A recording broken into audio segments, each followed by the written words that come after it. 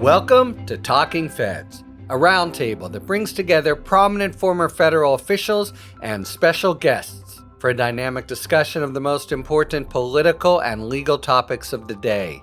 I'm Harry Littman. The aftermath of the election continues to horrify. Donald Trump presses forward, steadily revealing both the plans and personnel for his new administration, which many view as steering the nation downward into authoritarian rule. He and his allies claim that the American people have provided a mandate for his darkest vision, but the numbers tell a different story.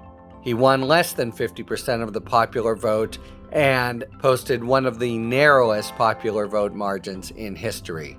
Nevertheless, Trump is charging ahead at breakneck speed, jumping from one startling prospective nominee to the next. It's classic Trumpian chaos, designed to keep everyone off balance and ensure that no single controversy stay in the spotlight long enough to take root before another one erupts.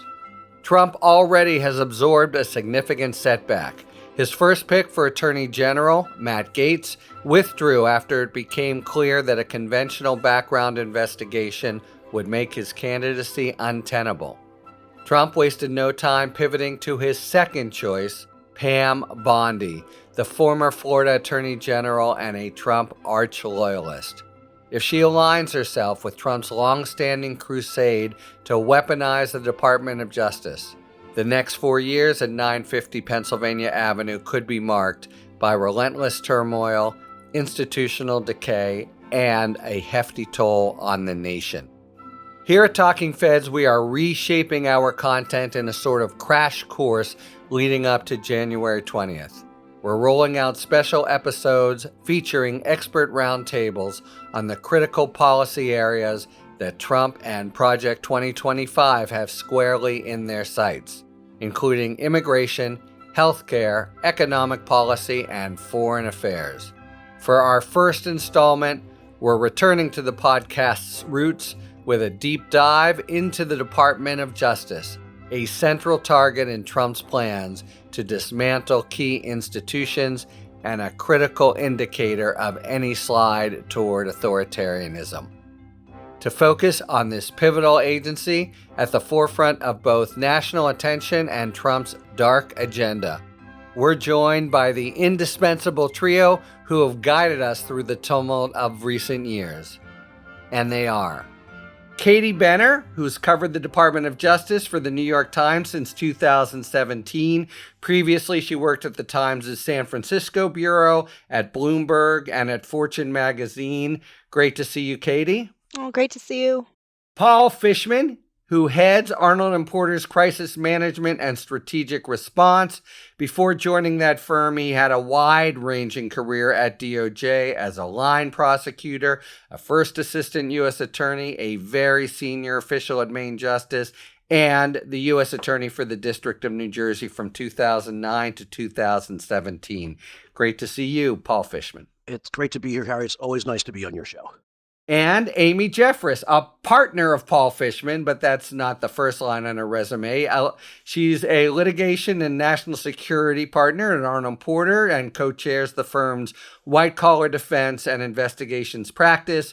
Previously, she served as the DOJ's attaché to the U.S. Embassy in London, as a former counselor to the Attorney General at Maine Justice, where she, Paul, and I all worked, and as an assistant U.S. attorney in the District of Columbia.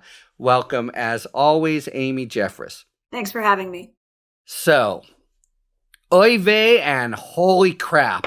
All indications since the election is that Trump's rhetoric about his various authoritative ambitions is, if anything, understated. And it's always been the case that target number one for him is the DOJ. So let's just start here with his own rhetoric from last week, where he says after taking office, he'll first fire not just Jack Smith, but the entire team of career attorneys, if he even understands what that is, that worked with Jack Smith, and to direct as well investigative teams within DOJ to hunt for the real murderers, the evidence of fraud in the 2020 election. Let's assume he does. What happens next? Can they get away with it? What are you hearing from colleagues in the department, etc.? Well, I know a fair number of people on that team because I worked in national security at the Justice Department, and there are many people with lots of national security experience who are on that team. And my understanding is that Jack Smith himself was planning to leave before January 20th. That's been reported. So I don't think that he will be there to fire. Some of the other people either have already left or will leave. And so it's a question of whether they really want to take the risk of the litigation that might follow to fire some of the less prominent members of that team. And maybe they will. Maybe they will try to fire anyone who's served on that team. That's a significant number of career people who have rights, who have employment rights, and who will sue, and there will be plenty of lawyers who will be willing to represent them in that litigation. And it's going to set them off on the wrong foot if they try to unlawfully fire career department employees. The people you say have already left, do they include career folks who could stay, at least they seemingly by rights, and are saying, man, Matt Gaetz or Pat Bondi or whoever is coming in, time to get out of here? Yes.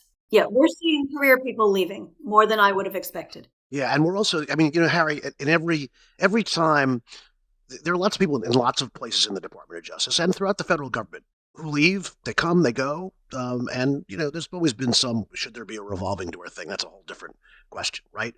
But there are some people, and we all know some, not just in the Justice Department, but at lots of agencies, who you go, yeah, she's never leaving.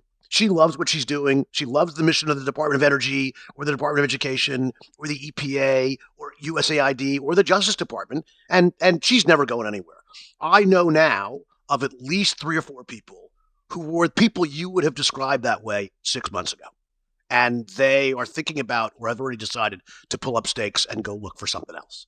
And that, by the way, that's tragic for a lot of reasons. Well, first of all, they love those jobs and they love the missions of the agencies that they work for. But also, look, we all know that maybe this is part of Trump's rhetoric. Maybe he doesn't really get it. The government actually does work, right? I mean, I don't mean whether you think it works successfully or not, but government has all sorts of things that it has to do.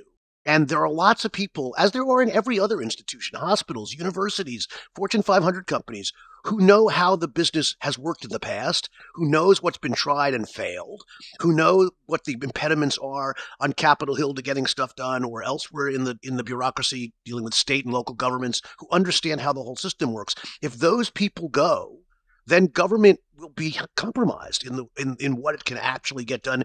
Maybe that's the point. Yeah, I mean, I think that it's to compromise government, as Paul said. And also, this is the kind of action that sends a message. And it's an important message for Trump as he comes into the White House this coming January, which is that you cannot defy me or you'll be punished. So I think Amy's really correct to point out that if he tries to fire many of these people, he might not succeed. There are unions and there are laws protecting them. There are people who are probably willing to represent them pro bono. So they'll have a lot of positive forces on their side. But I don't think that for Trump and for the folks coming into the administration, it's really about winning or losing. It's about scaring people and letting them know that they have the tools and they're able to make their lives really unhappy. And we've seen that happen before, when Trump in his first term talked to President Zelensky, and he said, please just, drum up a sham, say that the Biden family is corrupt. We'll take care of the rest. Doesn't matter if it's right or wrong. It's just useful. In the aftermath of the 2020 election, when he was telling Justice Department officials just to make up voter fraud, it's okay. Me and the Republicans will take care of the rest. He understands that there's a power to making these kinds of claims and to making people's lives extremely unhappy that can't be discounted. It's not necessarily about winning. It's about scaring everybody else and making sure that people fall in line. Great point. And I just want to follow up with you, Katie, because Amy and Paul have both spoken to this. In your own networks of sources, people in the DOJ, how much whispering are you hearing about actual getting resumes in line and looking around and thinking about really leaving? Yeah, I mean, people leaving, people who are close to retirement, trying to figure out how they're going to stick it out so they can get the benefits that they, from being a career public servant. Those are extremely valuable. So I think a lot of people are looking closely at their calendars. There are people whose families are afraid. I've heard stories of people's children being extremely upset when Trump won because they're young, but even somebody young has an understanding of the rhetoric that's been happening, especially if you live in Maryland, Washington, Virginia area. And I think that there's a credible worry that just to do your job correctly and to even make some of the statements that people made in the first Trump administration, people who were unwilling to sign certain briefs, for example, around immigration, for those who worked in the Office of Immigration Litigation, who did not want to sign on to the briefs around whether or not a young immigrant woman was able to get an abortion, that like sort of infamous case that happened. People are not sure that in this version of the Justice Department, they could even take a stand internally and push back, refuse to sign a brief, not want to be on a case, want to be detailed out of a section. So when you start scaring people, you actually can remove a lot of the folks inside that you wouldn't want there without having to fire them. But yes, people I know are looking at their retirement dates and seeing when it's feasible to go. And when you think in Trump's case that he has supposedly learned lessons from the softy institutionalists that were, in his mind, Sessions and Barr. So really, I think both Getz and Bondi, attribute number one is unquestioning loyalty. And if you're searching around for fraud and they bring cases, you may be forced into or pushed to take a position that is factually false, and that's a violation of your oath to the court. But I want to get to the nitty-gritty. I think people will be pretty eager to understand it. And you've been in the middle. And Paul, your position in the DOJ, which Trump's lawyer, Emil Bove, is slated to take, has their fingers in everything. Let's focus on this point. We know if they try to fire him, it's one thing.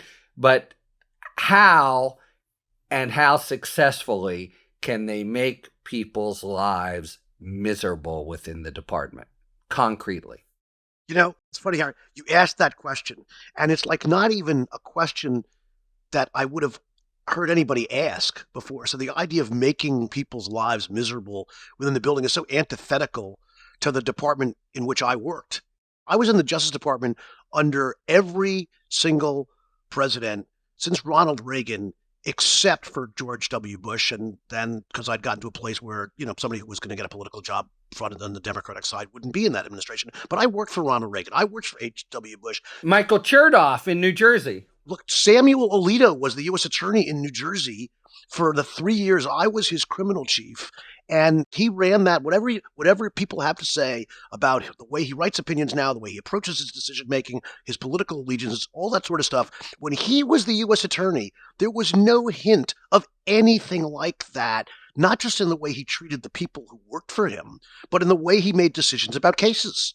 And so the entire construct that Trump is describing and that he wants to put into place is something that we've all been thinking about it sort of generally, but how they would actually do it in particular. I think giving people assignments they don't want so they'll leave, right? Doing that, telling people that they have to bring cases that they don't want to do, asking them to say things in a courtroom that they can't possibly say. I have no idea how that would work, but I could tell you this. In January or February of 2017, when Trump first implemented the immigration policy of the Muslim ban, there were a bunch of U.S. attorneys who were still left. Stephen Miller, who was in the White House, I don't remember what his job was, called a United States attorney, I won't tell you who it is or where that person was, to tell that person how to argue and what arguments to make if a Muslim landed at the airport in that jurisdiction. If that sort of stuff starts happening, that's a stunning thing. That should never come from the White House. That should come through the department through a regular process. As Katie has said, if they try, there's a very long labyrinthine process they have to go to sack someone, starting with tangible findings, and you get to see it, etc. Now, of course, that's one way to make someone miserable is they need to have a lawyer and spend a lot of money during that time. Maybe there will be pro bono stuff. But things short of that, the flip side of that for career service protections is the kinds of things that Paul's talking about. How'd you like a little, asset forfeiture in Nebraska? There really are no remedies for, right? As I understand it, you have to have what's officially considered an adverse employment action before the long list of remedies kicks in. Yeah, and look at what happened to Pete Strzok and Lisa Page. I mean, I think you could argue, well, several years later, to win litigation means that all wrongs were corrected. But I do wonder if a person has to deal with several years of harassment, character assassination, credible fear for their safety, if litigation at the end of the day results in a win, if that was really all worth it. You're absolutely right, Katie. So Pete Strzok was fired in 2018, and his case, he sued because he was terminated, and his case is still pending 5 years later. So it takes a long time. We represented Lisa Page, and she was not terminated. She resigned before the Inspector General's report came out because she got another job. And so we didn't have a termination claim. We sued under the Privacy Act, and we've settled that case. But the experience of going through the Office of Inspector General investigations and then having her text messages broadcast and being unlawfully disclosed to the media and used for political fodder for all of these years has been very, very difficult. And it was nice that we settled the case and the department essentially acknowledged that it was unlawful, but it's not been an easy experience for sure. And there is this extra layer, you adverted to it, Katie, where, the whole broader Trump universe and people who will really wantonly, casually make physical threats of violence. If you're in law enforcement, 1 out of 100 are going to be real. On the other hand, if you're on the receiving end of them and your children know about it, that completely upsets your world. Donald Trump thrives on battling, right? He gets oxygen. Somebody sues him, it's oxygen to him in some ways. For a lot of other people, lots of my clients, lots of Amy's clients, lots of clients of all of our law firm and everybody, people don't like to be sued. They don't like to have to resort to litigation. It's time consuming. It's stressful. It's horrible for most people. And with the kinds of accusations that Trump is sort of throwing around about people, Jack Smith has like 24-hour protection. He's a federal prosecutor. The history of being federal prosecutors is not, there have been some horrible episodes in the past, but as a general rule, people sort of toil under the radar and they do their work, get lots of fulfillment from it, not an awful lot of pay, but they like what they do, and they shouldn't have to struggle with this kind of attack from people, particularly at the top of the United States government. And let's broaden it a bit, because it's certainly true, and our immediate sympathies go out to the career folks who, we've been having to say till we're blue in the face the last 8 years. No, this is not a deep state. These are people who really care deeply about their mission and feel incredible pride and forego a lot of money so they can stand up and say Paul Fishman for the United States. But let's broaden it to the legal community and maybe even the general community. If this happens, what about its impact on the perhaps already somewhat eroded sense of the DOJ as a without fear or favor law enforcement agency? I think I want to draw a line, though, between trying to make people's lives miserable or treating them badly and actual career lawyers who know how to do the right thing being forced to take positions that they don't want to take. I don't know people in the department who would stay in that position. They would leave before that. They might quit. They might be driven out. So I think you have to, and honestly, I think we have to stop just for a second. I don't know really very much about Pam Bondi. I just don't.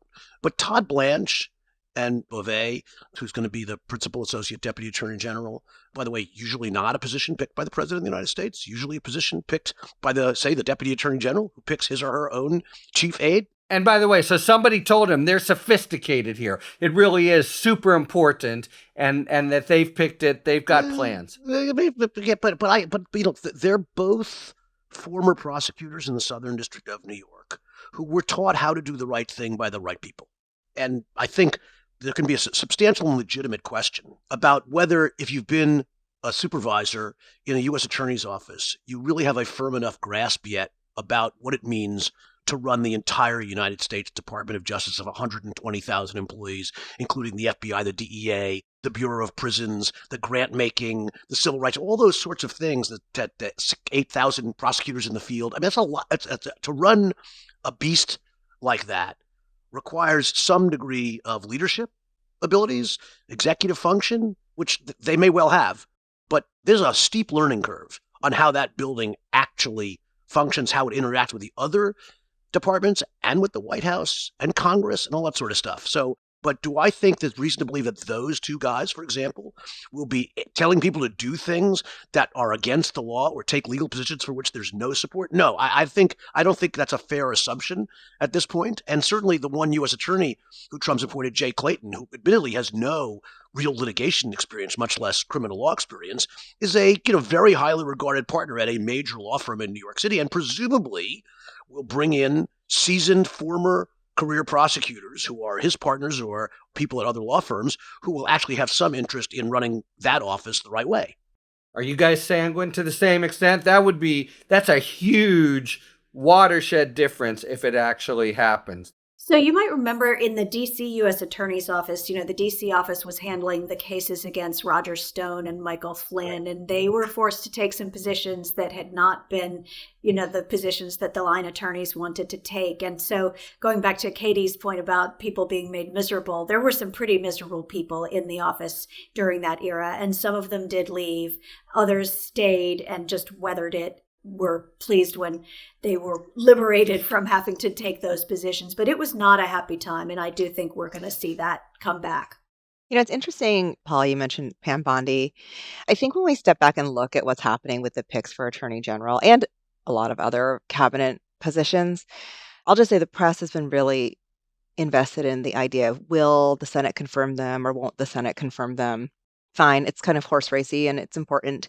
I think that what we have to focus in on who he's choosing in general, and knowing that that's the prototype that he will want as the head of every building in Washington. And it's somebody who's very loyal. So, for example, Todd Blanchard and Mel Bobe, they were his lawyers for was it the hush money case? Yeah. With both Matt Gaetz, who's taken himself out, which, I mean, the sigh of relief breathed in every Justice Department related building. Exactly. I think I still hear it. Yeah, you could. It was wild. Even people I knew who worked in the department who thought some of the anti-Trump stuff was a little bit overblown were like heartsick at the idea of Matt Gaetz being the Attorney General. So that's great. But Pam Bondi doesn't have the same issues. She's not been investigated by the Attorney General himself. Bill Barr is the person who okayed the investigation into Matt Gaetz, but she is very loyal to Trump. And I think that the most infamous moment is probably when she was the AG in Florida, was contacted by New York, which had been investigating Trump University and other various Trump entities. And, there was a Florida connection that could have been pursued, but after a very generous donation that she solicited personally, the office decided there was no case to bring. They weren't going to look into these Trump entities. Now, the reward for that accrued almost immediately when Trump was president. I don't remember who it was. The person in her office who basically made the declination was rewarded with a job in the Department of Education, working as Betsy DeVos's general counsel. And now Pam Bondi is up to be Attorney General. So she is the prototype of the kind of loyalty and protection that he is looking for. So while there are things about Pam Bondi, about her career, that I think you could argue, there are things she could probably do a fine job of. It's not expertise that anybody in Trump's immediate circle cares about. I think we're really stuck on this idea of like, oh, but what if they don't figure out how to pull all the levers? And what if they make mistakes? I don't really think that's a consideration. The consideration is, would you kill a Trump University investigation for me? Is it, would you attack the media and use the FCC to take away their broadcast licenses if they say things we don't want? That's the only important criteria, and that's what makes Pam special. I think people will say things like, well, she's not Matt Gaetz, and that's true. But the things that are similar are the most important things. It's loyalty. That contribution, by the way, that contribution to her campaign, that $25,000 contribution, that was one of the illegal acts that the Trump Foundation had to resolve with the New York Attorney General's office when the Trump Foundation agreed to dissolve based on, a series of 7 or 8 misdeeds and a 30-year track record of mismanagement. So that too is significant. And then Trump had to, because it was paid unlawfully from the foundation, which was supposed to be a charity, Trump had to reimburse the foundation for that $25,000 and pay it himself. So I agree, Bondi is not Gates. That's a bar that's so low. Exactly. But it's not just that. I think on the point you're making, she also, 2016, was a locker up type with Hillary. And in 2020, she was an election denier in Pennsylvania. She made speeches saying that there was election fraud. That's right. But I just think more generally, first, I want to explore more the point Paul makes, because I think it's the most important question. And as he says, we are in completely uncharted territory. But is it right that Todd Blanche and Bove, as his principal, and others that they choose, will, let Pam talk and placate the president, but 99% of the department will run as it should. Of course, if the 1% is reprisal litigation, that's still a big problem. But the whole premise here is don't get fooled again. We had Barr and Sessions who turned out to be terrible squish libs or institutionalists or whatever the disparagement is. And yes, Blanche and Bove had good training and were the SDNY. But they've since graduated from the Trump School of Loyalty, including personal representation, which, by the way, I think we all know is no walk in the park, and you have to take all these terrible positions. So I hope he's right, but I would tentatively express the opposite position from Paul, that Blanche won't be a total pro and ignore the push on to make loyalty to him first, and that if he does, he's out. And there are people around him who know the difference. That's my worry, and I think the evidence of the last couple weeks points in that direction. If Paul is right, I just want to say to everyone listening, if Paul is right, that is the really big, salvation's too strong, but the really big sigh of relief for the DOJ, that the deputy who does run things day to day and others runs it like a pro, as Alito did in New Jersey, as attorneys general both parties have. I'm far from sanguine. I wonder if either Amy or Katie have a view. Well, I want to find out what these folks will have to say in their Senate confirmation hearings, right? And you have to remember the Senate will have hearings, and the Democrats get to ask questions just as the Republican members will. And, both Pam Bondi and Todd Blanche will be asked about these. What role do they think that they are taking on, and what is their philosophy going to be? And are they in those positions to serve as the president's defense counsel, which they have both served as previously? And I think that they will say no and make the commitments that they need to get confirmed. And then we'll see how they handle the job. But I do think that those hearings will help correct with what you're articulating as sort of the worst fears for these appointments. And so let's let that process run out. Although not even the worst, I can give you some worse fears than that. But yeah, those are tangible, I think, real fears. I'll tell you this, I'll bet they do endorse this revolutionary view that's an article of faith within the Trump transition, that he's got all power. There's no impediment to, calling up and telling the deputy or career attorney what to do. I don't think they'll cross him there. And that already at least lays the groundwork for all kinds of mischief. Yeah. Well, let me say this. I think there's sort of different levels of that can play out, right?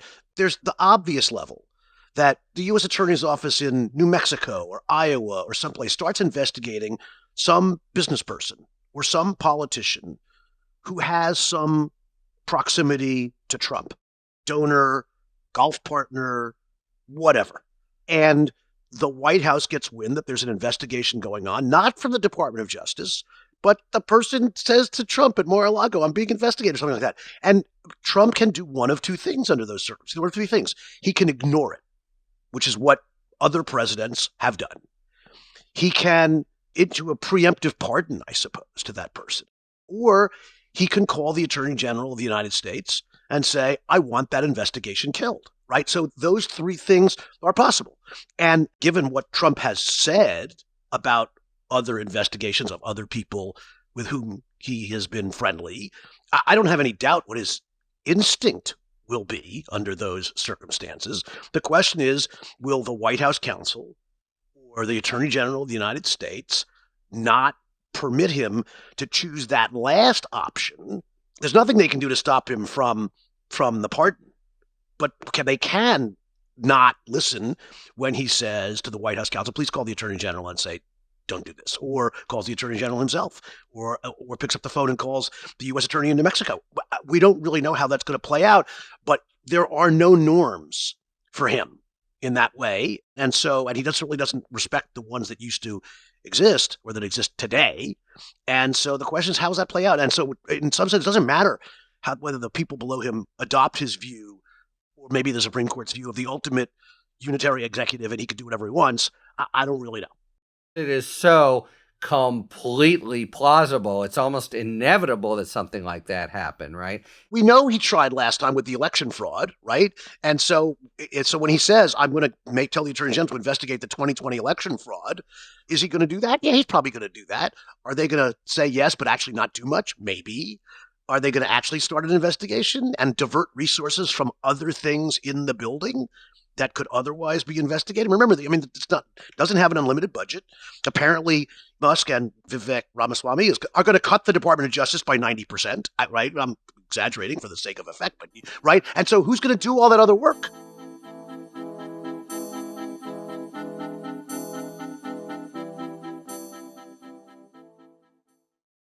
All right, it is now time for a spirited debate brought to you by our sponsor, Total Wine and More.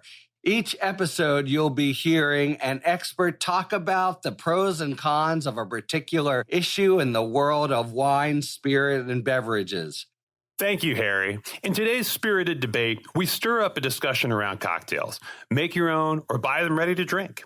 There's no question that mixing a delicious cocktail is truly an art form. Precise measurements and proportions, creative substitutions, the presentation itself, and even the speed of delivery are all factors that earn great mixologists the reputations they deserve. But for people who may not stock things like triple sec and bitters, a ready-to-drink cocktail that's pre-measured and mixed just might be worth pulling off the shelf.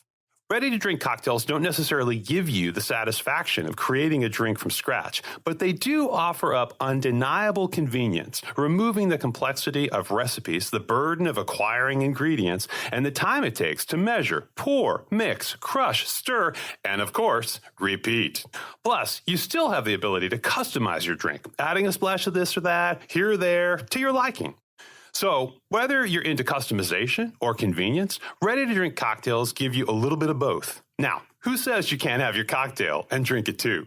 So what's better, customization or convenience? Probably depends on the situation. It can be fun crafting your own cocktail, but when time is short, ready-to-drink cocktail sure does hit the spot. Either way, you can grab all the ingredients you need for a great craft cocktail, or get your ready-to-go favorite at Total Wine and More. Thanks to our friends at Total Wine and More for today's spirited debate.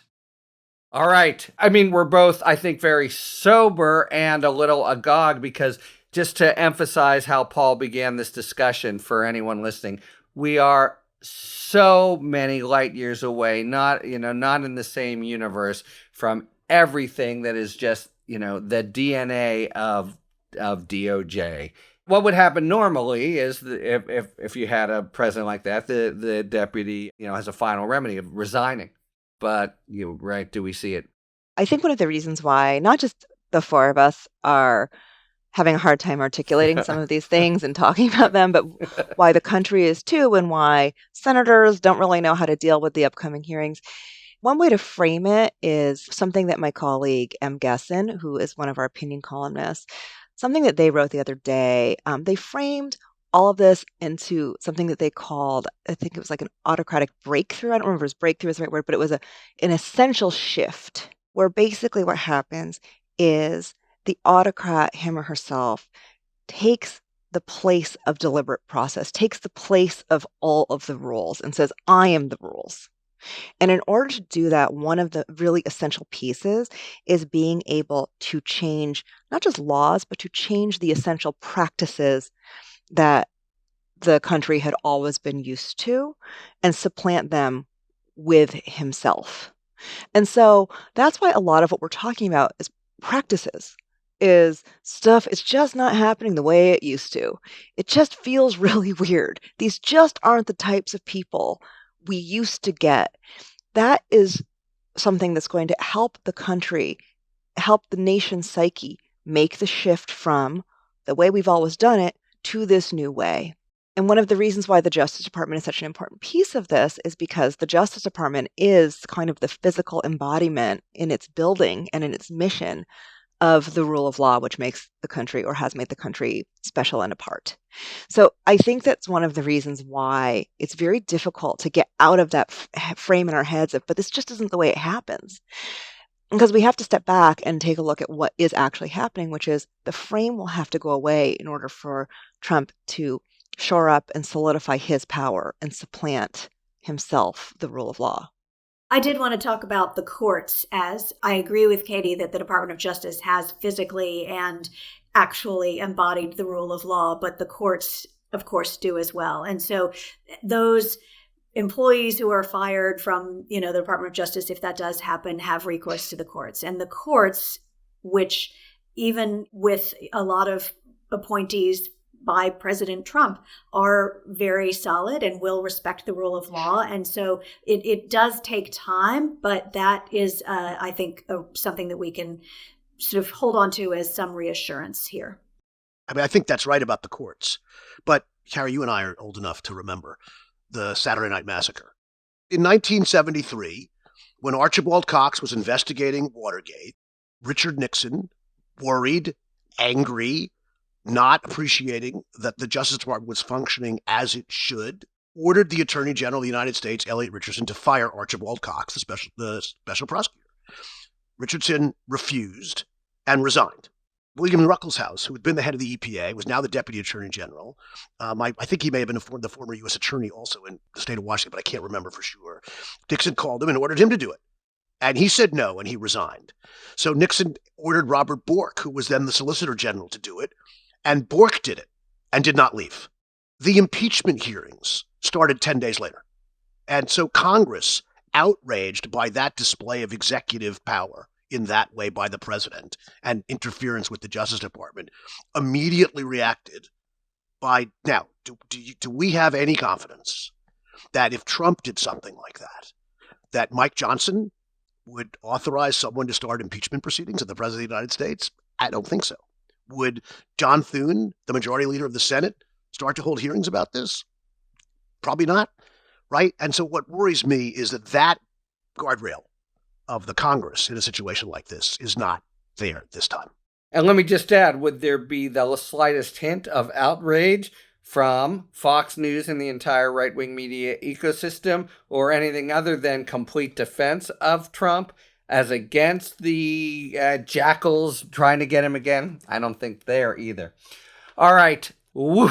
This has been a very uplifting conversation. Yeah, well, stick around. You got to start covering theater, Katie, instead of politics. Really. I'm looking for openings on the Styles desk. Have you guys fielded things like this? Commented, you need to be more upbeat. I understand that view. I also understand the view of everyone who's checked out. But, I feel like our experience, is best put to use by explaining these are really, really seem to be serious possibilities, especially the evidence of just the last 10 days. All right, but let's go to Jack Smith, who's come up for mention, who, of course, will be gone by then. What happens to his work? Is he going to do a report? Do you envision it as being full-bodied and going through everything, as, say, Mueller did? What's your thought about whether we'll actually get a historical record of everything that happened? You just explained in your vocabulary there what I think that report will end up serving, and that is history. So I do expect, I think the regulations call for reports. A report. So he'll do a report, and I don't think it will surprise anyone. I think it's, the evidence is largely played out in these cases already in court. We know what we were going to expect in those cases, but the report will have a lot more detail. There will be so much else going on. I'm sure they will get reported, but I think that then they will be promptly forgotten because we will move on. But later on, when people write the history of this presidency, those reports will be there to establish the record. And so they'll have an important function. In January 6th, it's one thing. Do you think we have already a pretty detailed sketch of Mar-a-Lago? I bet we do. Okay. Well, I mean, we, the public, as opposed to Jack Smith. Do we now have it? Do we need it? Is there a gap now? The indictment was quite detailed, right, in the photographs, and we've all seen that. So I don't think it's a complicated story. I imagine there will be more details from some of the testimony and other sources that we haven't yet seen. What do you think is happening now? He works fast. He's not going to be there that much longer. In terms of coordination or not with, let's say, the Deputy Attorney General's office, but maybe Deputy and AG. Is Jack Smith in his workshop writing it all up and then he'll turn it over, as might seem like the kind of formal process? Or do you think right now there is already a kind of involvement from the Deputy Attorney General, say?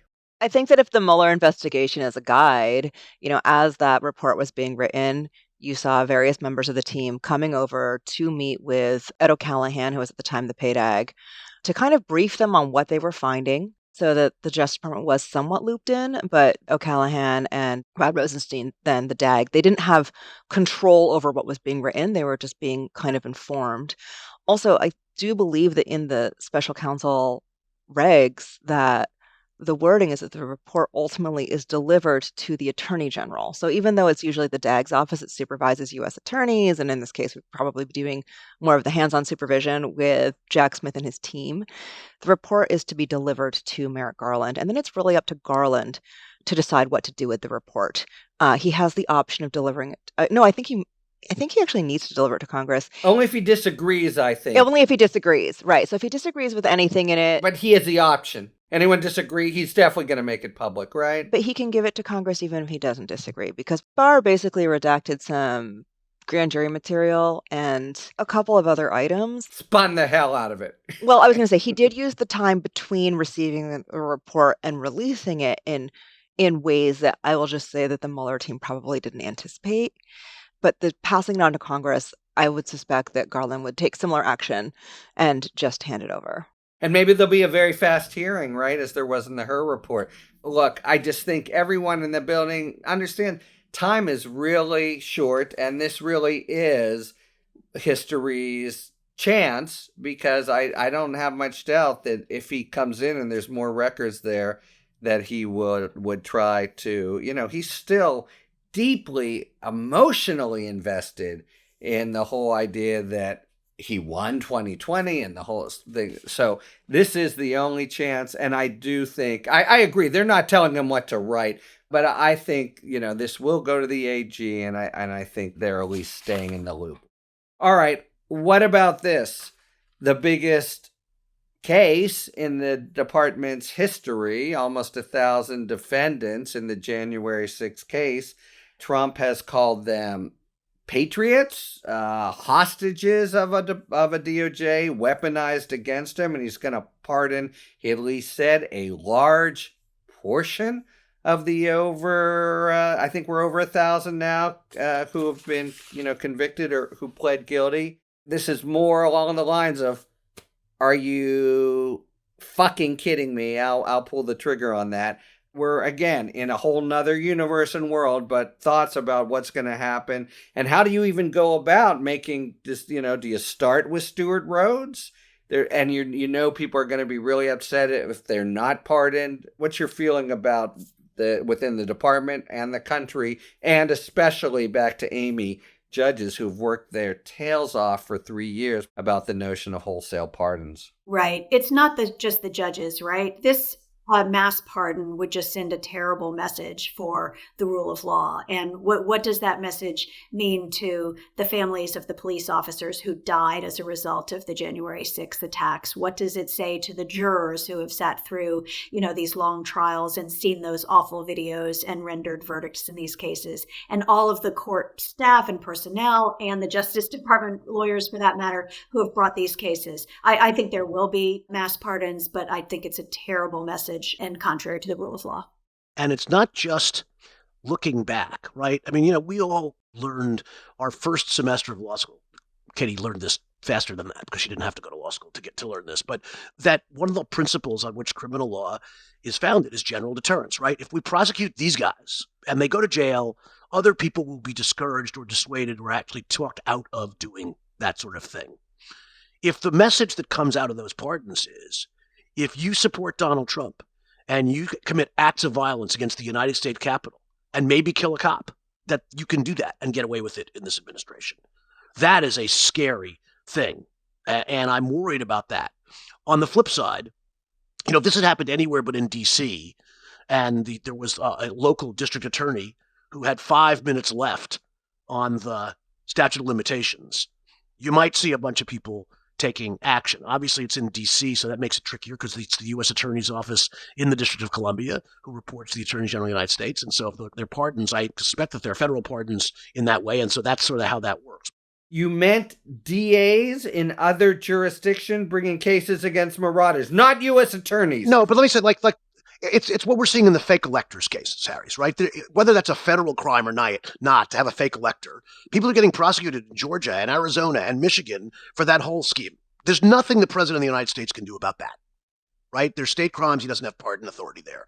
The January 6th stuff, which all happened in the District of Columbia, those people were prosecuted by the U.S. Attorney in the District of Columbia or people in the criminal division of the Department of Justice, but they all report to the Attorney General, and a presidential pardon covers all of that. My only point was, I don't know whether it's a crime to travel from Maryland to D.C. to engage in an act of violence, so maybe somebody could get prosecuted that way. A crime in Maryland? Yeah, right, exactly. I don't know. I'm saying that there may be some small options there, but that's not really the point of my answer. My answer was that I'm really more focused on this whole general deterrence thing. Will the Proud Boys now think it's okay for them to go do stuff in other places because they've got the president of the United States has their back?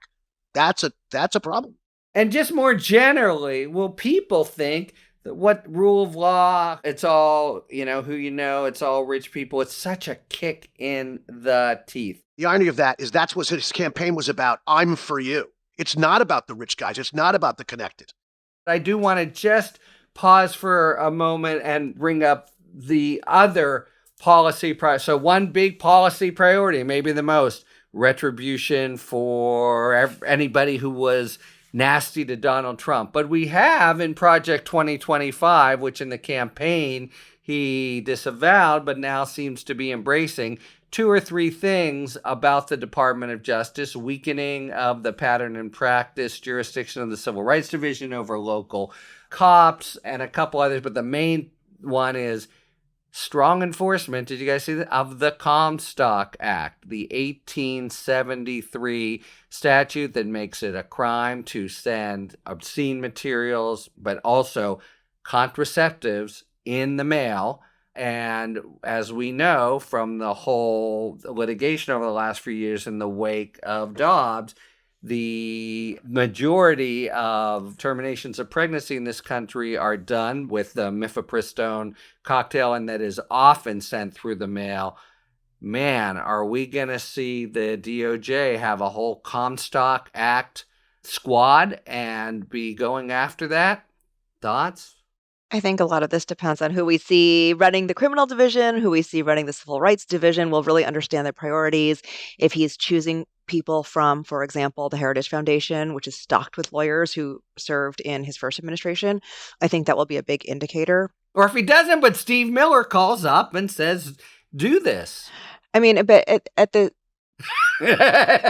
We're in a parade of horribles. Amy doesn't think it's quite the dystopia that I'm anticipating. But I think that it's harder. So some of these things, because of the conversation we had at the top of the show about how government actually runs, how many people have to be involved, how much work has to happen to get things done, that I don't know that that's going to be as quick as simply reversing executive orders. So that will be easy, and that can happen on day one. So, and because Biden did the reversal of executive orders will be easy. Exactly. Yeah. So when Biden came in, he reversed, for example, Jeff Sessions' executive order on pattern and practice investigations, and that will get reversed. When Merrick Garland came in, the Justice Department enacted a lot of rules around dealing with the press. Those will probably get reversed. So the reversals will happen quickly. But in terms of ginning up a team to enforce the Comstock Act around mifepristone in all 50 states, that's like a very coordinated, difficult effort with HHS, DHS, I agree with you, Katie. And I also think it's very unpopular, right? So who are you actually going to prosecute? Are you going to prosecute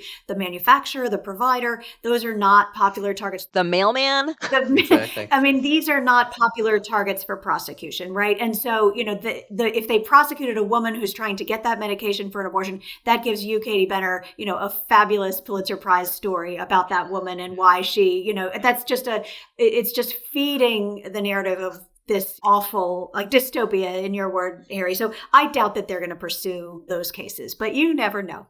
You never know. All right, hope abides, but let's go for, Amy's got a German background, for a true Brechtian ending where the cavalry comes in the form of state attorneys general. What do you think? And you've mentioned already the courts holding, you think, at least for individual rank firings in violation of law. There's all kinds of lawyers, I think, who will come forward to represent employees who are dealt with unlawfully and would otherwise have to, if nothing else, spend a mint on lawyers. What's out there that are already sort of massing at the border to try to be counterweights here that you see as, potentially effective? I do think, I mentioned it, so I'll start quickly. The Democratic attorneys general met this week. I think they were in Philadelphia. I'm not sure. They've been gearing up for this for 6 months. They knew it was possible. They knew that the last time this happened, they were good, but they weren't quite as ready as they thought they could have been for this. So I think what you're going to see in some coordinated way from the Democratic AGs are, you can call them countermeasures. You can just call them initiatives from them about places where they can make a real difference in which the federal government simply is going to disappear, right? And pattern and practice investigations is the most obvious example in some ways. It may not be the most sort of widespread one, but this happened at the end of the Obama administration. There was a one such investigation in Illinois. It was fully baked. Jeff Sessions dropped it. It got picked up by the Illinois Attorney General, and who brought it home. Against a police department, Paul? Yeah, exactly. Against a police department for a police. So, just this week, Philip Selinger, the U.S. Attorney in New Jersey, and the Civil Rights Division released a report about the constitutional abuses by the police in Trenton. I don't know this, but I suspect that, in the next 2 months, it's going to be hard for them to negotiate a consent decree, particularly if the city of Trenton thinks that it doesn't have to sign one because it'll get dropped. But is the state attorney general, Matt Platkin in New Jersey, ready to pick that thing up for his last year of his job? Maybe. Right? I don't know. So that's one area. But I think in other areas, investigating people for places where they have criminal jurisdiction, New Jersey, Rhode Island, other places where the AGs have that kind of authority, I think you're going to see them try to do some of these investigations that maybe the federal government's not going to do of groups like the Proud Boys or whomever who are intent on fomenting some sort of violence or violating people's civil rights. Michigan. I do think that the states will be engaged by this. There's going to be some gaps in enforcement and the states will step up into that void. I also think that there's going to be a lot of activity in the nonprofit legal community in terms of representing some of the, challenges, bringing some of the kinds of litigation that was brought during the first Trump presidency. I think that, and those organizations are better staffed and better funded and really better prepared than they were 8 years ago. So we're going to see a lot of that kind of litigation. So I think one of the things that we're sort of talking about too around who are the people coming in, we forget why it's so important, but it's because a single person can do so much that we don't really ever anticipate or think about. The idea that if somebody had said Jeff Rosen was going to be the person at the Justice Department who upheld the rule of law and at the end of the day saved so much, I think people would have thought that might be a little bit improbable for a fairly unassuming DOT lawyer. And yet that happened. And I think that when we look back on I've been very interested in mass deportations, and I've just been reading about the Pomeranian era a lot. That was like the late 19 teens through 1920, the Bolshevik Revolution's happening. The American government is convinced that communism, Bolshevik revolutionaries are coming to the United States. And they do a lot of things that we would consider probably illegal today. It's like the birth of the ACLU comes out of this kind of activity, rounding up suspected communists in cities all across the country, detaining them on Ellis Island, hundreds of people deported to Russia on a boat. They actually did get some of those deportations done. And then continuing a bipartisan effort to continue to arrest, round up, and detain people for more deportations. And what stopped that was the head of the Department of Labor had illness in the family, and he had to step away. The Justice Department is doing this in coordination with other agencies, and the person who is the acting head of the Department of Labor steps in and says, none of this seems legal to me. He conducts his own investigation. He looks at people who are arrested without warrants. He sets them all free. This is something that nobody at the White House, at the Justice Department, the folks who were part of the team ginned up inside of DOJ to do mass deportations. J. Edgar Hoover was on that team. None of these people ever thought that they were going to get thwarted and stymied by a random guy who works at the Department of Labor who wasn't even in a position of power when they started all of this. So I do think that for me is a silver lining, that there are people of conscience all through the government. We don't know their names. We'll never know them until they actually have to do something. Lovely point. And I'll nominate as prospective MVPs. There are going to be some district court judges around the country who are going to absolutely, take pleasure and see it as their most important work to just give U.S. attorneys around the country hell for some extreme positions. All right, maybe a suitable place to end on Thanksgiving week. Happy Thanksgiving to everyone, but I will be not just eager, but anxious for our next convening during the Trump Bondi administration. Everyone be well, and thanks very much. Talk to you soon. Thank you so much, Katie, Paul, and Amy, and thank you very much, listeners, for tuning in to Talking Feds. If you like what you've heard, please tell a friend to subscribe to us on Apple Podcasts or wherever they get their podcasts, and please take a moment to rate and review this podcast. You can also subscribe to us on YouTube, where we are posting full episodes, talking books, and bonus video content. And exciting news, Talking Feds is now on Substack for the first time. Check us out at Talking Feds Substack. You'll see my whole explanation in the first bulletin about why we've decided to launch it now. You can still follow us on Twitter at Talking Feds Pod, and you can look to see our latest offerings on Patreon. Talking Feds remains a completely independent production, so if you like the work we do and are inclined to support the show, joining our Patreon is the best way to do it. Thanks for tuning in, and don't worry, as long as you need answers, the Feds will keep talking. Talking Feds is produced by Catherine Devine. Associate producers Gabriella Glick and Becca Havian. Sound engineering by Matt McArdle. Rosie Don Griffin, David Lieberman, Hamza Mahadrenathan, Emma Maynard, and Hallie Necker are our contributing writers. Production assistance by Akshaj Turbailu, Genesis Magpayo, and Sebastian Navarro. And our music, as ever, is by the amazing Philip Glass. Talking Feds is a production of Dolito LLC. I'm Harry Littman. Talk to you later.